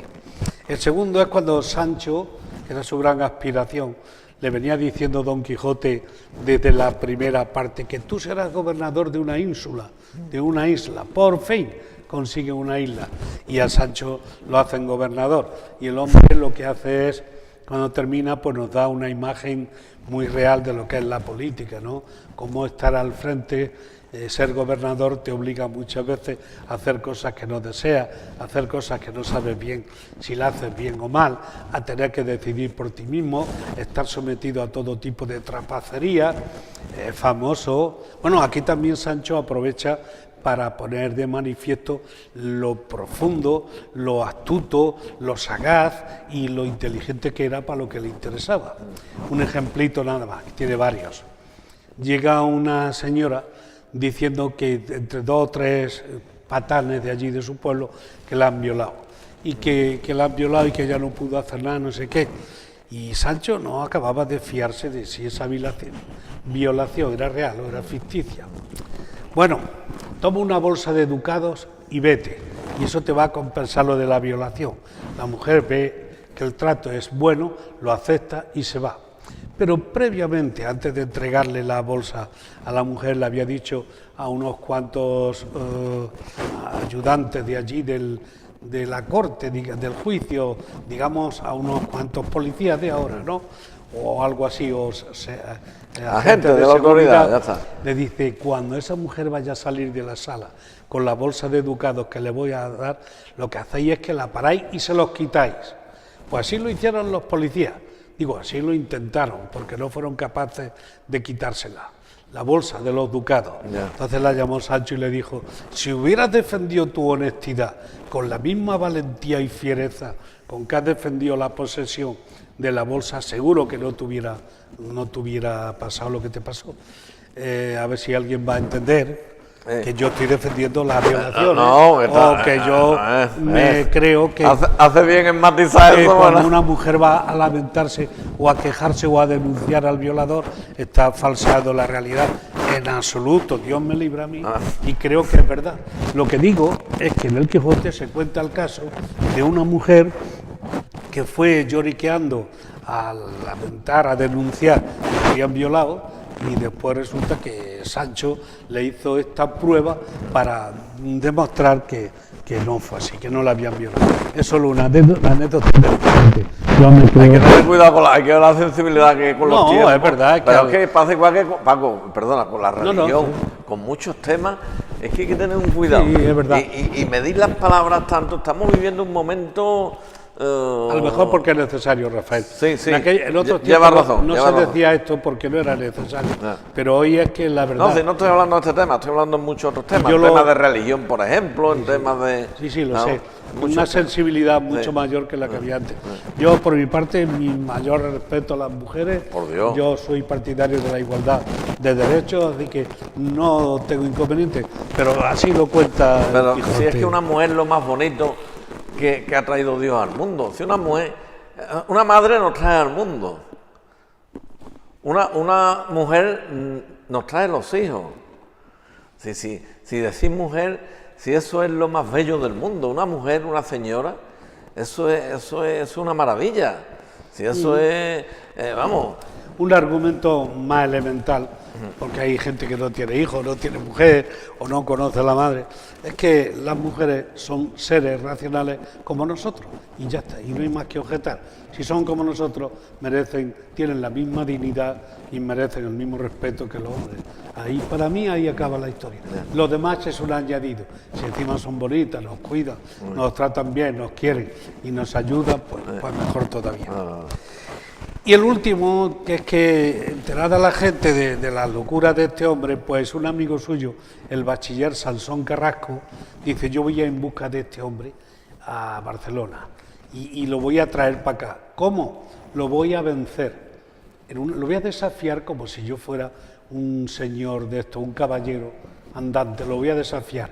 Como este hombre ya es viejo y mayor y demás y muy delgado, lo voy a vencer, y una vez que lo venza me lo traigo para acá. Efectivamente tiene lugar el combate y lo vence, y antes digamos que pactan las condiciones del combate. Si tú me ganas, yo iré a Dulcinea del Toboso a decirle que tú eres un caballero como Dios manda, pero si tú pierdes te vienes conmigo a tu pueblo. Y Don Quijote dijo, así lo haré, y como perdió, pues se vino a morir. Y llega a su pueblo y se pone malo y dice la historia que murió de desabrimiento. ¿De perdón? Desabrimiento. ¿Eso es lo que es? Que no tenía ya sabor por vivir, Ah, que no ya. le sacaba sabor Ya, a la ya. vida, Ya, que ya, ya ya. había, todas las cosas habían perdido su interés. Si Don Quijote llega a la casa, pierde la locura, se vuelve a reaccionar, nada más que acordarse de los disparates que había hecho, eso lo tendría amargado, lo tendría, pues, que perdió la vida, que ya prefirió retirarse. ¿Tú te imaginas que tú toda tu vida luchando por un ideal y que al final te digan que todo es mentira y venga a tu casa derrotado y que encima te recuerden los disparates? Y que tu disco duro reciba eso. Y murió. En fin, personajes, no lo voy a citar, pues ya lo he dicho, ¿no? Tampoco vio, no. Esto, de verdad, para mí es la esencia. No nos estaremos alargando. No te preocupes. Vamos a ver. El Quijote ya hemos dicho lo que es. Algunos episodios hemos contado. Pero ¿dónde está el valor del Quijote? En sus múltiples interpretaciones. Mira, para muchos el Quijote es una radiografía, un libro de historia. Pues no es poco, un buen libro de historia que te habla de las costumbres, los odios, las venganzas, la forma de vestir, de comer, de relacionarse de la época. Pues ya por eso merece la pena, si estás interesado. A fin de cuentas, la cultura no es ni más ni menos que interesarte por lo que hay a tu alrededor. Te interesas por los trajes, te interesas por el aula, te interesas por la construcción de las casas, y esas son las profesiones que conocemos, todas dignísimas y todas estupendas. Pero si te das cuenta, el origen no es ni más ni menos que un interés por conocer el mundo que te rodea. Pues la historia es interesante por eso es tan importante, porque te documenta, te enseña, te advierte acerca de las cosas de una determinada época.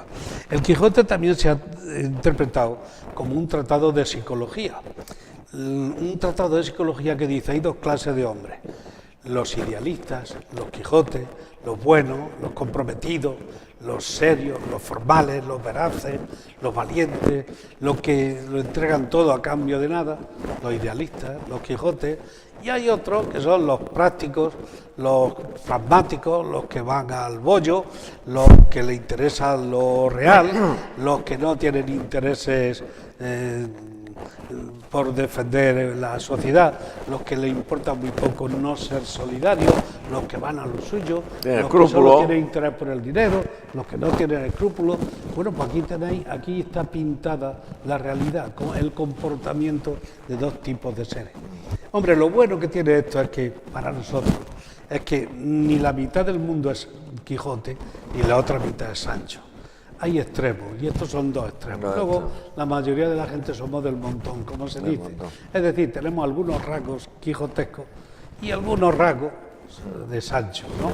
Bueno, pero para los psicólogos le ha servido siempre, ¿no?, como una especie de, claro, de parangón de lo que es el mundo. Por otra parte, el Quijote se ha interpretado como un libro que hace... Fíjate, esto sí que es profundo. A mí es la que más me gusta de todas y la que más me pellizca. Dice: hace reír a los niños, hace pensar a los adultos y llorar a los viejos. Yo que he pasado ya por las tres etapas, porque ya soy viejo, digo, es verdad. Veamos, por ejemplo, lo de... da igual, lo de Juan Aldudo, este que le pega la paliza. Sí. ¿Por qué te hace reír? Porque un niño, mira, cómo el tío no sé cuánto, y Don Quijote le dice que tiene que ir, sí, no sé cuánto. ¿Por qué te hace pensar? Porque hay gente de verdad que se ha jugado la vida porque la maldad no prosiga su camino. ¿Y por qué te hace llorar? Porque dice: ¿cuántas veces, con la intención de hacer el bien a nuestros hijos, a nuestra mujer, a nuestros padres, a nuestros hermanos, a nuestros semejantes, lo que hemos hecho ha sido agrandar sus males? ¿Cuántas veces nos habrá pasado eso? ¿Cuántas veces por querer echar una mano nos habremos complicado la vida? Y eso a mí me produce una pena de verdad. Pero son las etapas de la vida. Las etapas de la vida. No, y podemos comentar otros episodios, pero en fin, ya con esto es suficiente. Y El Quijote es un libro que además es un perfecto código ético. La ética es aquella que nos dice cuáles son los deberes naturales, no porque conozcamos una lengua u otra, porque seamos de una religión u otra, o porque hagamos esto o aquello. Eso serían deberes morales, éticos, lo que te dice la naturaleza, los deberes primero. Dice Don Quijote a Sancho: Sancho, has de temer a Dios, Sancho, porque en el temor está la sabiduría, y solo siendo sabio no podrás errar. Esto es un consejo magnífico, esto es ética. Hombre, Dios, no hace falta, creo yo, tampoco entender Dios, un señor con barba. Pues si no es Dios, es la naturaleza, Sí, es el cómo, es la existencia sí, del mundo, del ¿no? mundo. Pero lo que hay que ser respetuoso, porque no se puede ir por el mundo destrozando. Esto es una llamada al ecologismo, a que debemos de cuidar el planeta que tenemos. Ahora, yo así lo veo, ¿no? Otra vez le dice, Sancho, hazte poner los ojos en quién eres y procurar conocerte a ti mismo, que es el más difícil conocimiento que puede uno imaginarse. Que es verdad. Conocerse uno a sí mismo Es verdad. es lo más difícil. Es lo más difícil. Conócete a ti mismo, así cometerás menos errores. Ahora, Si lo fácil no- es ver a los demás. al otro, pero Eso. no a ti mismo. Eso. Si nos dedicáramos a conocernos a nosotros mismos, no tendríamos tiempo de... Haz de acompañar tu mandato. Entonces lo decía cuando estaba a punto de entrar de gobernador de la ínsula o de la isla Barataria. Haz de acompañar tu mandato, Sancho, de principios nobles, ejercitarlo con blanda suavidad, guiarte por la prudencia y abstenerte de murmuraciones siempre maliciosas. Fíjate lo que le dice. Si eres alguna vez gobernador, es decir, si eres padre de familia, si eres encargado de una empresa, si eres concejal, si eres diputado, si eres, cuando tenga alguna Una responsabilidad social, sí. Fíjate, acompaña tu mandato de principios nobles. No sea el dinero ni Vamos el a tener egoísmo. que darle el quiote a algunos en la actualidad. Lamentablemente. Sí, viendo sí. los informativos y demás, vamos a tener que repartir algunos. Haz El de Quijote, hacer el Quijote. gala, Sancho, de la humildad de tu linaje y preciarte más de ser humilde que de pecador soberbio. No seas nunca soberbio. Soberbio, tú sabes, de ahí viene la palabra. Soberbio significa creerse sobre los demás, Sí, más que los demás, por encima de los demás. Eso no. La humildad. Todo el mundo enseña, todo el mundo. Pero además esto no viene del Quijote, sí que ya la misma no, Biblia ya. te lo dice, ¿no? Aquel que se humilla será ensalzado y el que se ensalza será humillado. Te dice cosas elementales. Muy bonito todo lo que estás diciendo, ¿eh? Descubre siempre, Sancho, la verdad, tanto entre las promesas, este es fabuloso, tanto entre las promesas del rico como entre los sollozos del pobre. Los dos te pueden engañar. El rico te puede prometer, y amigo, a quien no le interesa un sobrecillo, algo oculto, pero no te fíes de los pobres, que los pobres, como no tienen dinero, puede que para sobornarte te sollocen. Y el sollozo te puede hacer que te salga de tu camino de ser justo. Eso se lo dice. Y luego también le da un libro, si quieres, de civismo, de comportamiento cívico. No andes desaliñado y flojo, Sancho, que el vestido descompuesto es indicio de persona desordenada. No andes desceñido y flojo, los faldones fuera, los zapatos desabrochados, el pantalón sucio, el pelo despeinado. Todos esos mensajes tiene el Quijote. Eso aparece escrito. Esto está entrecomillado todo. Tú sabes que los que escribimos, Ya, entrecomillado significa que no es nuestro. Es un pedazo de obra, ¿eh? Dice, Ahora me explico yo que a nivel internacional y mundial tenga la... en cuanto a tu persona, Sancho, sé limpio y córtate las uñas con frecuencia. Y es que tú veas una persona con la uña enlutada, que te toca, que te coge todo, que toca la comida, que, por Dios, es que de verdad son cosas... yo no quiero... Ya. No comas, esto es para... No comas ajos ni cebollas, anda despacio y habla con reposo, pero sin afectación. Come poco, cena menos, que la salud del cuerpo se fragua en la oficina del estómago. Bueno, es que esos son consejos que... Y ya con este, dice, modera, Sancho, tu sueño, que el que no madrugue con el sol no goza del día. Y por último, sé diligente, Sancho, y no seas perezoso, que la pereza es mala consejera y antesala de los vicios. Bueno, yo creo que vamos a concluir. ¿Qué es el Quijote? ¿Quién es Cervantes? Por tanto, pues sin duda uno de los mejores novelistas en lengua española, no del siglo de oro, de todos los tiempos. Estilo Simplemente. universal. En lengua española, para mí, el mejor novelista. Para ti no y para todo el mundo. Hombre, Vamos. sí, pero bueno, Que está sí. considerado, ¿no? Segundo, Está ¿qué es el considerado. Quijote? Es un libro genial. tanto por su contenido como por sus formas, es decir, por sus recursos literarios, por la forma literaria de expresar ese contenido, por su gracia, por su ironía, por su profundidad y por el buen uso que hace Cervantes de la lengua. Por todo eso y por el contenido, es un libro genial. Y por último, no existe una sola interpretación del Quijote, que cree la gente que el Quijote ha de ser siempre igual. El Quijote tiene una interpretación según quien lo lea. Cuando tú lo leas, interpretará otra cosa probablemente diferente a la mía. Eso es bueno o es malo. Eso es que el Quijote no existe. Pues bueno, que existen varias interpretaciones según la persona y la época, pues según cada persona y según cada cultura cambia debido a la sensibilidad y a las circunstancias. Es decir, que cada persona y cada circunstancia nos invita a tener una interpretación diferente del Quijote. Y eso es todo lo que yo tenía que decir sobre Cervantes. Hemos tocado unos cuantos. Es que nos has dejado, vamos... Yo de verdad, ahora porque estoy liado con estos los vídeos, pero me parece no, casi seguro voy a comprar un libro del Quijote adaptado, que lo venderán adaptado, que eso me está quedado grabado, adaptado, porque todo lo que tú has dicho ahí, y sobre todo la última parte, la de la ética, los principios, los valores, la forma de comportarte, el respeto, el ser digno, el ser honrado, el ser honesto, el ser... Fuera parte de todo el tema literario y todo tal, pero a mí esa parte es que me ha encantado. Sí, si me permite, Rafael, esto no sé si está bien que yo lo diga. La lectura del Quijote es lo que me ha hecho que yo haya escrito 2 cartas apócrifas, una a Sancho y otra a Don Quijote. Esas cartas apócrifas en verdad lo que contienen es todo esto. Lo que yo he tratado de hacer en esas cartas apócrifas a Sancho es que le concedo que es muy inteligente, muy astuto y muy práctico, pero que no abuse tampoco. Y las cartas a Don Quijote es lo mismo.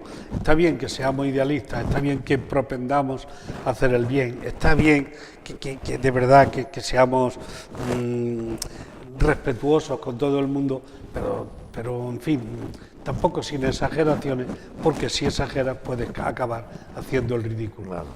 Eso en verdad, ese es el motivo por lo que yo he escrito esos 2 libritos.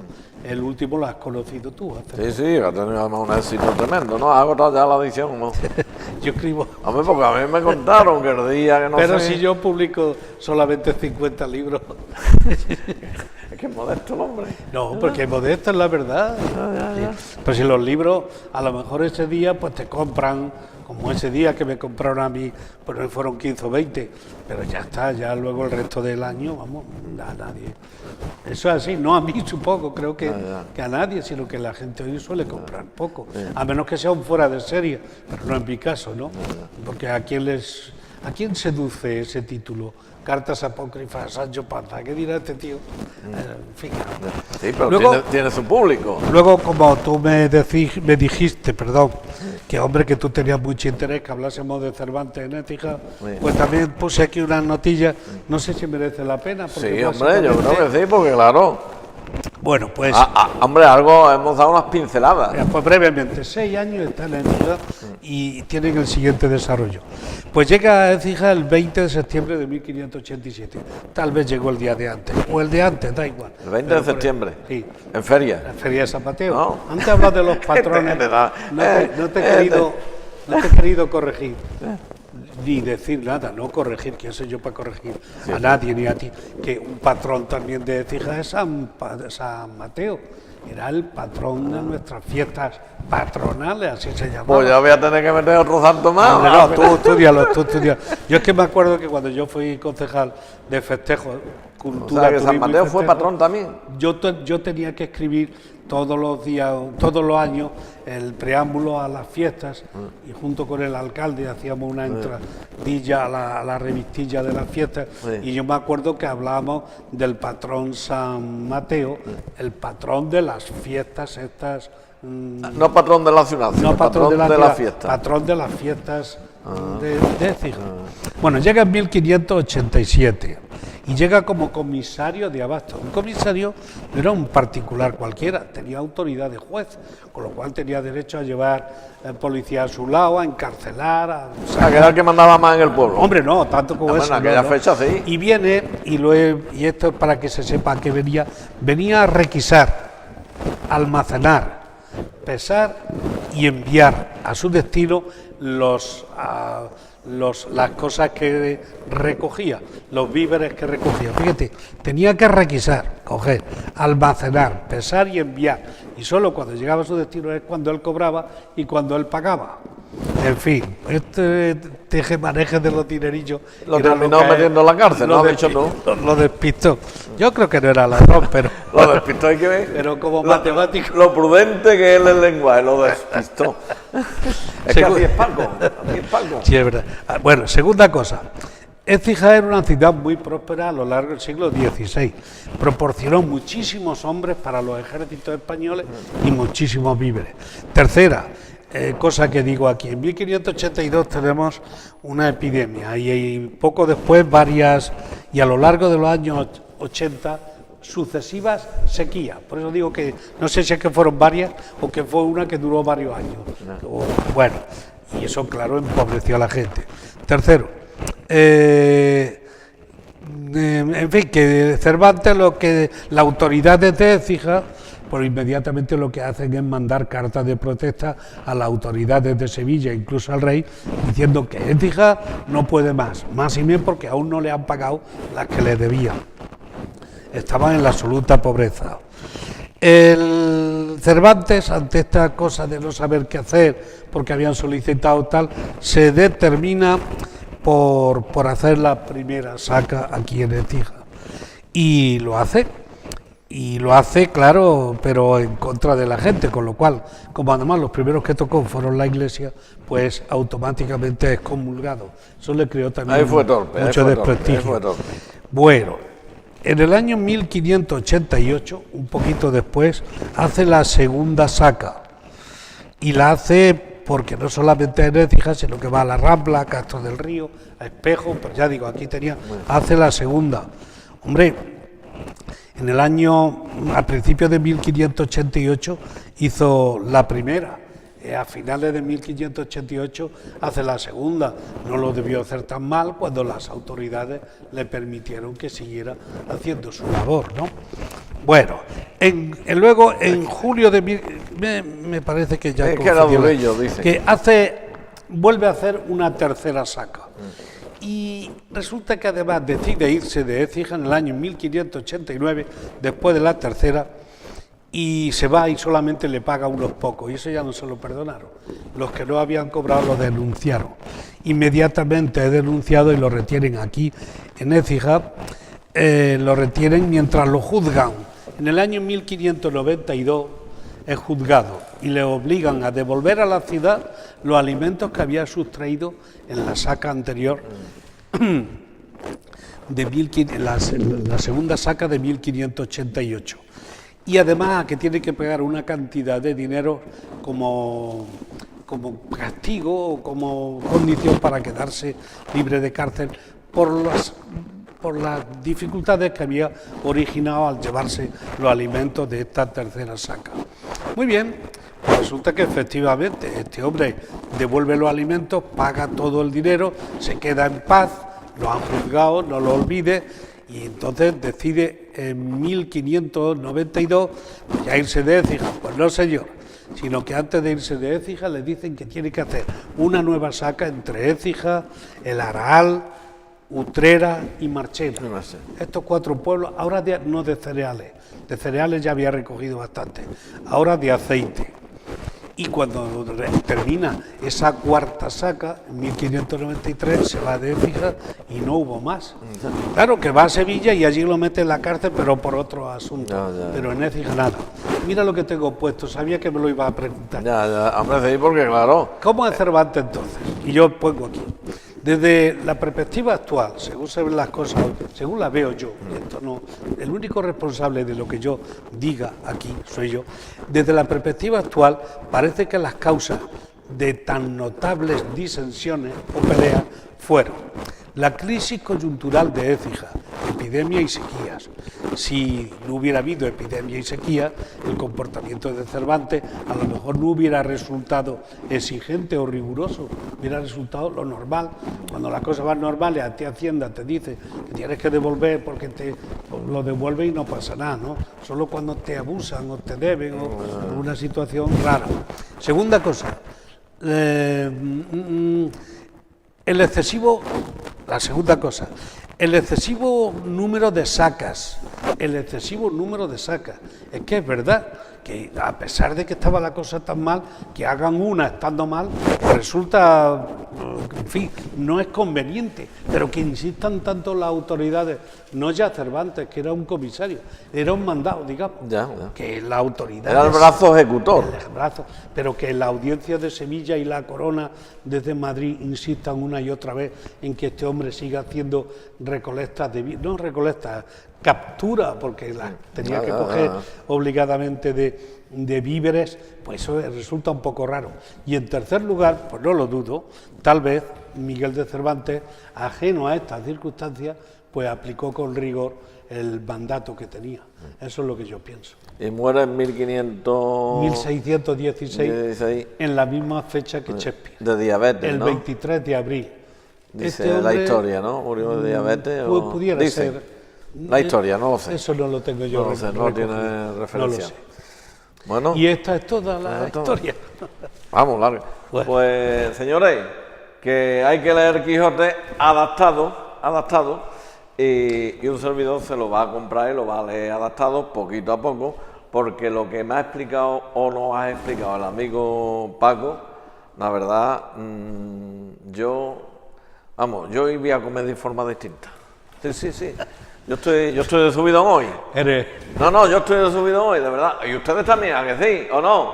No me digan ustedes. Y verás tú el amigo Juan Palomo, porque ahora Juan Palomo, que además esto de que colabora también Teleecia, la televisión comarcal, que lo echa los miércoles cuando le toque, eso es cuando a lo mejor dentro de 2 meses o 3, pero el amigo Juan Palomo, pues ha enganchado también a todo esto, y cuando le dice, uy, pues esta noche mismo lo dejo yo en Ciberencia puesto, porque Ciberencia es el primer portal de internet que existe aquí en la ciudad. Eso lo puso hace ya... Yo voy a tener que hacer un cursillo, porque ni entiendo de Ciberencia, ni entiendo de Facebook, ni entiendo... Yo solamente sé de entrar ahí, el WhatsApp pues debe de entrar a Internet. Que de verdad que además yo la prensa, antes de acostarme, yo el Diario, El Mundo, El País...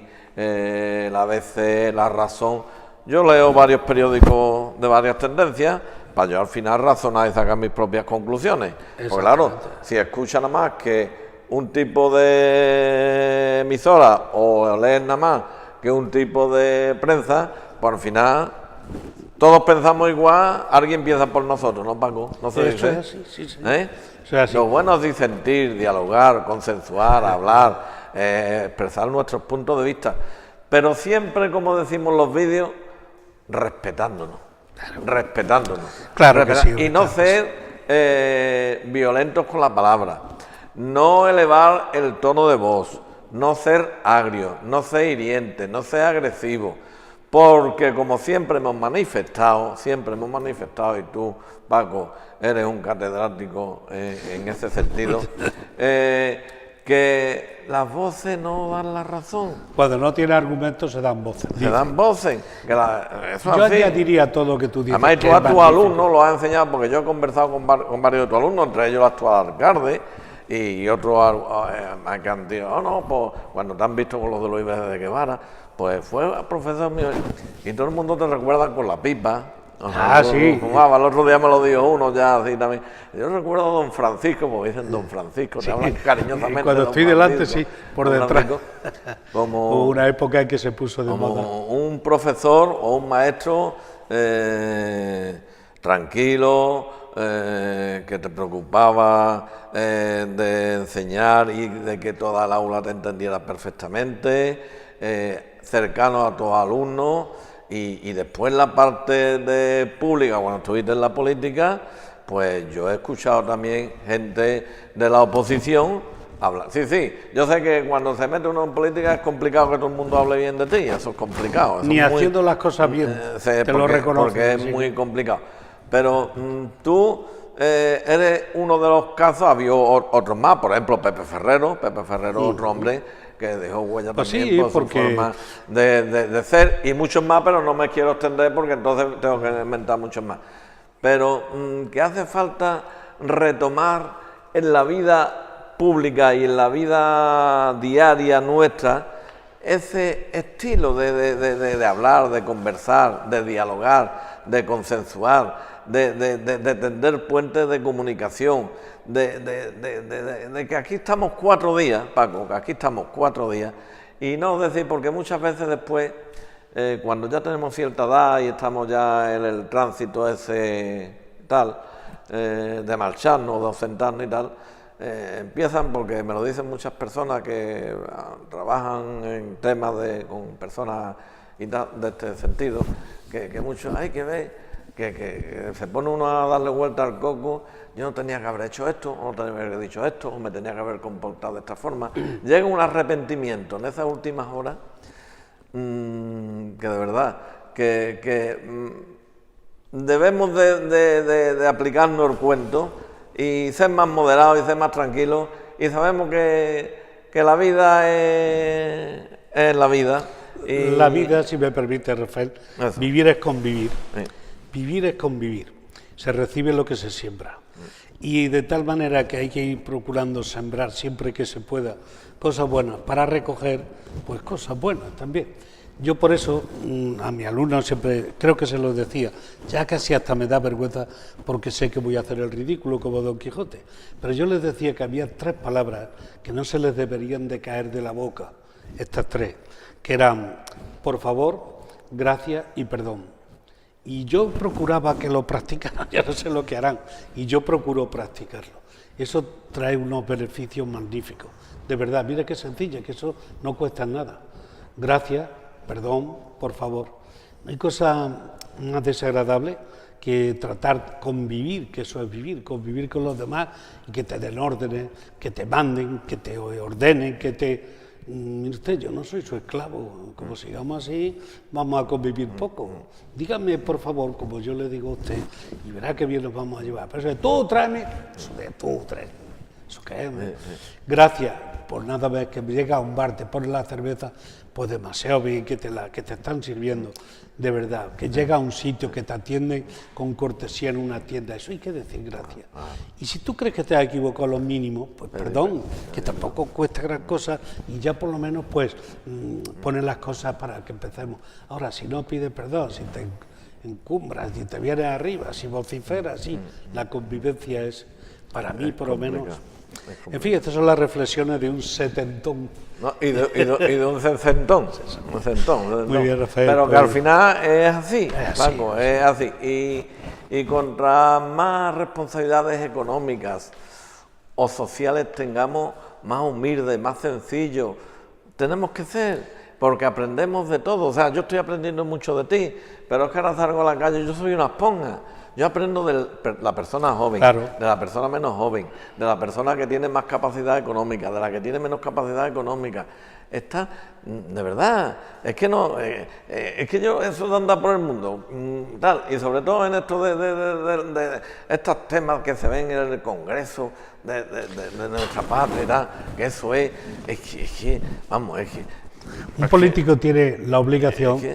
Con lo bonita que es la política, a mí me gusta mucho la política, Marco. Tú sabes que yo he estado de satélite en la política, tú has estado dentro, yo he estado de satélite, pero la política, ahora mismo estamos haciendo política, y el Quijote hacía política también, claro, pero la política es bien entendida del servir al pueblo, de servir al ciudadano, de servir a tu semejante, no de servirte tú a ti mismo y decir, no, yo me siento aquí en el sillón. Esa es la gran diferencia que creo que hay entre la política de hoy y esa es la buena política, la actitud de servicio.